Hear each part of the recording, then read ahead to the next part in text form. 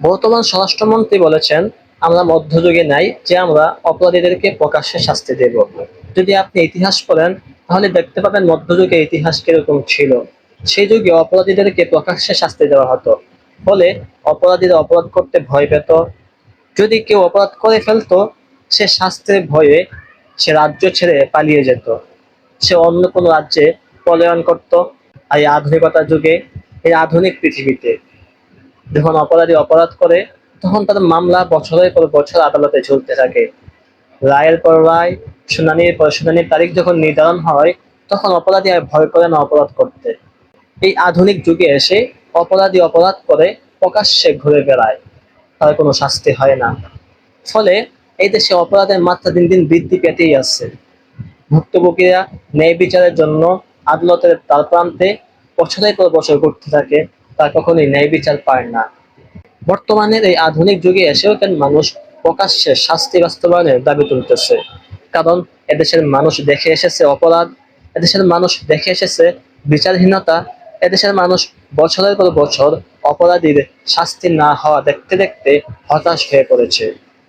এদেশের বর্তমান অবস্থা এমন হয়েছে, প্রতিদিন পত্রিকা খুললেই দেখা যায় গুম, খুন, হত্যা, ধর্ষণ, চাঁদাবাজি, দুর্নীতি, অপকর্মের বিশাল তালিকা।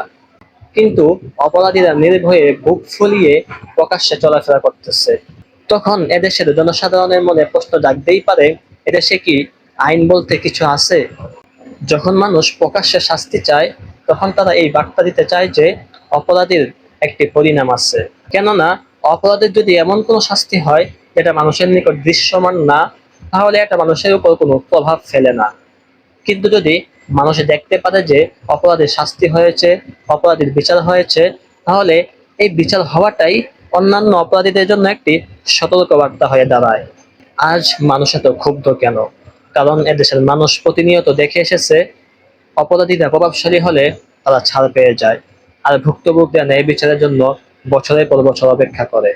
এদেশের এই বিচার ব্যবস্থা শুধুমাত্র গরিব শ্রেণীদের জন্য, প্রভাবশালীদের জন্য এদেশের বিচার ব্যবস্থা নয়। তাই এদেশের মানুষ এদেশের বিচারহীনতার পক্ষপাতিত্ব দেখে নিজেদের মধ্যে একটি ক্ষোভ তৈরি হয়েছে।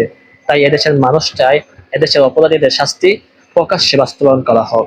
এদেশের সরকারের উচিত এমন একটি বিচার ব্যবস্থা বাস্তবায়ন করা, যে বিচার ব্যবস্থাকে এদেশের অপরাধীরা অবশ্যই ভয় পাবে, চাই সে প্রভাবশালী হোক কিংবা সাধারণ জনগণ হোক, যাতে করে এদেশের মানুষ কোনো অপরাধের শাস্তি দেখে, কোনো অপরাধের বিচার দেখে কথা বলতে পারে যে না, এদেশে এখনো পর্যন্ত আইন বলতে কিছু একটা আছে, এদেশের আইন এখনো মরে যায়নি।